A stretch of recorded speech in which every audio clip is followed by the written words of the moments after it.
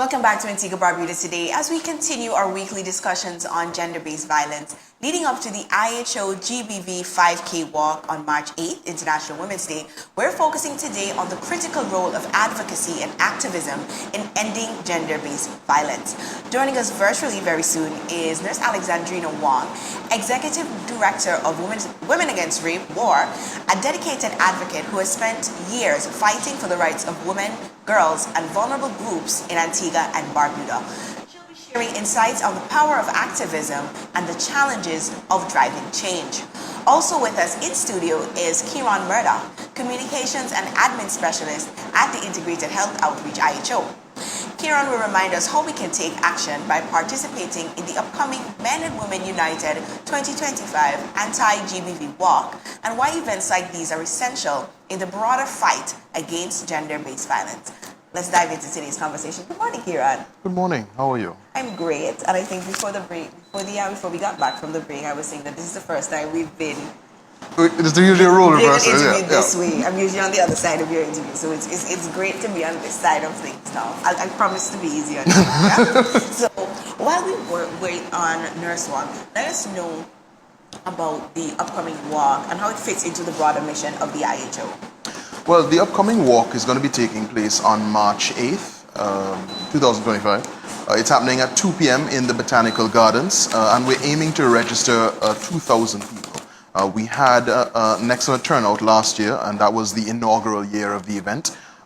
We had over 1,000 people joined last year, and we were pleasantly surprised that we were able to actually bring 1,000 people out on the street.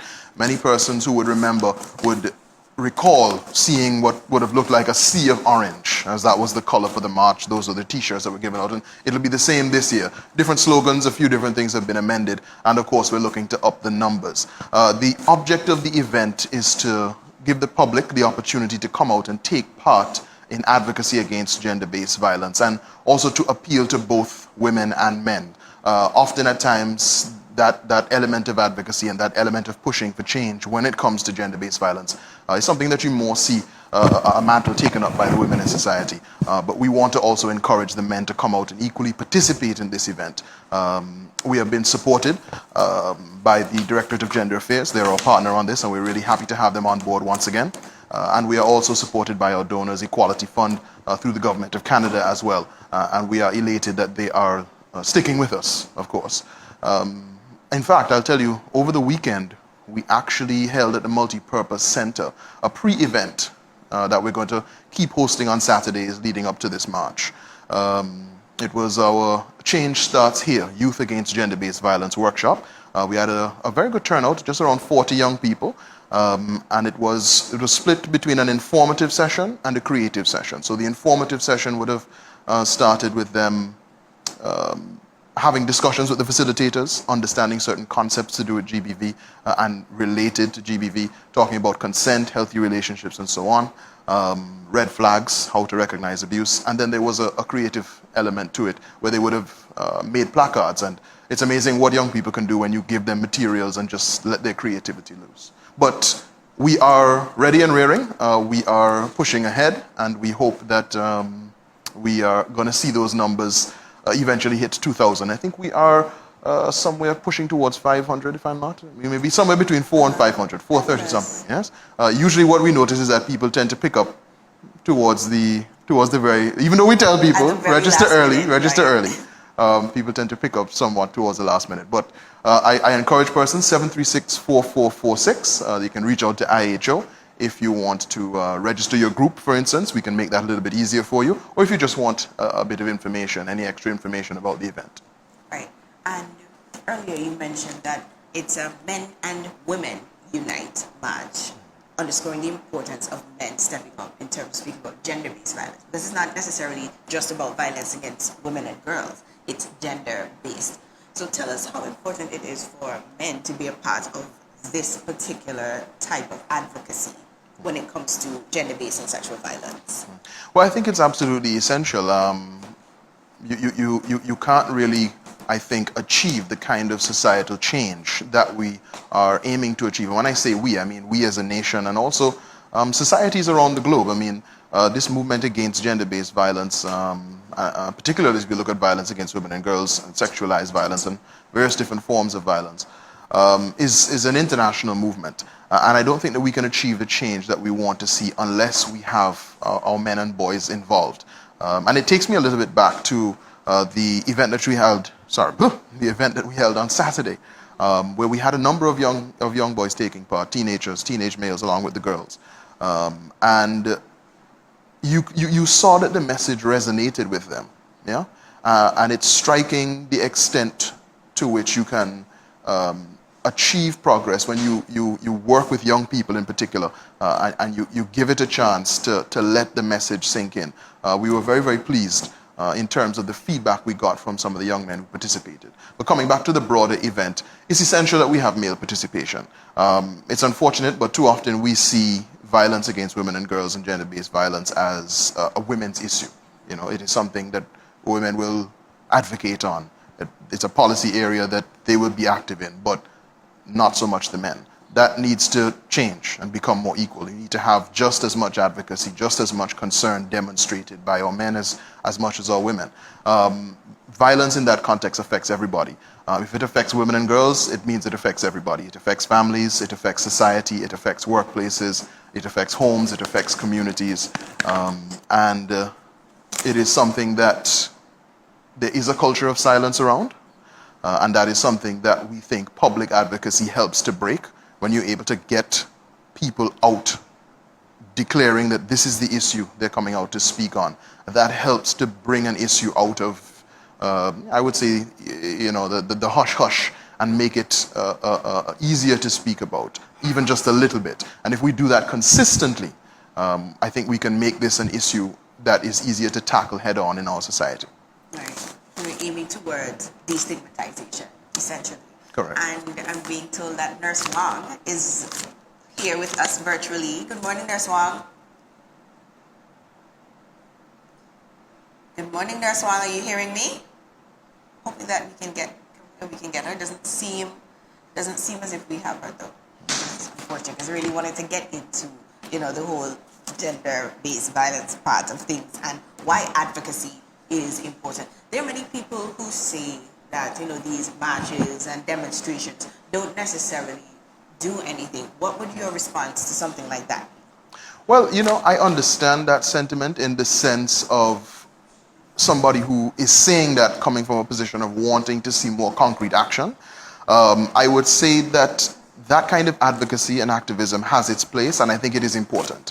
I think that in Antigua and Barbuda, I mean, you know, I'm not trying to toot IHO's horn, but prior to last year, when we would have had that event, I'm not sure that something similar had ever been held in Antigua before in terms of the specific issue, gender-based violence, and bringing people out on the street. We are not necessarily a culture that is given to a lot of public advocacy and activism. There are certain societies around the world where you will constantly see protests or demonstrations, peaceful. I'm not even talking about, you know, any kind of violent people. Just peaceful demonstrations and persons taking action on matters that matter to them, communicating their message to other members of society. And I think that's one of the things that we underestimate the power of, the ability to communicate your message to other members of society. When you come out and take part in this event, you are not simply walking, you are demonstrating to all of Antigua and Barbuda that we as citizens are ready for change and are committed to change. You're demonstrating that to your places of work, who as yet don't have policies to address sexual harassment and sexual abuse in the workplace, which is a major issue. You're demonstrating that to your sports clubs, you're demonstrating that to your schools, you're demonstrating that to your government departments, you're demonstrating that to your churches. When members of society come out in force and say, this is a problem for us and we will not tolerate it anymore, that sends a message to everyone, and it makes the actual attempts to achieve policy changes and tangible action easier. One of the tangible things that we're doing from the IHO side is that we're working on a project to establish a women's shelter, which is a gap that we have here in Antigua and Barbuda in terms of our overall infrastructure for responding to gender-based violence. From the government side of things, there has been established a support and referral center run by the Directorate of Gender Affairs, which is a major plus in terms of a one-stop shop that is a very client-centered or has a very client-centered approach to dealing with persons who are reporting gender-based violence or sexual violence. But what we do lack is a real sustainable model for a shelter for victims of gender-based violence and sexual violence. And that is a project which IHO is currently working towards, cooperating with the government, cooperating with donors, and pushing towards establishing such a shelter here in Antigua and Barbuda. So there are different concrete actions that are being taken, not just from our organization, surely, but from the public sector, from other NGOs, from other advocates in their individual ways. But I don't think that we should underestimate the value of taking part in a public demonstration to say, we say no to gender-based violence, we say no to sexual violence, intimate partner violence, and we say that there is no excuse for it. And as we wrap up, Kieron, let us know again all the details about the event, how individuals and groups as well can sign up, and how people can support the IHO and their other activities. If they want to support the IHO, they can volunteer to do my job. Anyway, no, I'm just joking. The event is happening on March 8th in Antigua. It's happening at 2 p.m. in the Botanical Gardens. The registration link you can find on our social media page. That's IHO on Facebook, Integrated Health Outreach. Or you can go to our Instagram, Integrated Health Outreach as well. And you'll find that generally all our posts have the link in them. So in the latest post, even the very latest post you see, you can click on that and you will find the registration link. In addition to that, you can also WhatsApp 736-4446, and I'll just send you the link directly. Now, if you're a group, and it sometimes is a bit challenging, you know, within maybe an office or an organization, when you provide your members with, I've had this experience before, when you provide your members with a link and you're trying to get everybody registered to do something and you're running behind the people, did you sign up, did you sign up, did you sign up? So we can make that process a little easier, 736-4446. We'll work with a focal point in the organization, send us a list of names, t-shirt sizes, bit of other information that we need, and you know, we can just make that process easier, do the registration for you, and make sure that you're able to collect those shirts. You get a free t-shirt.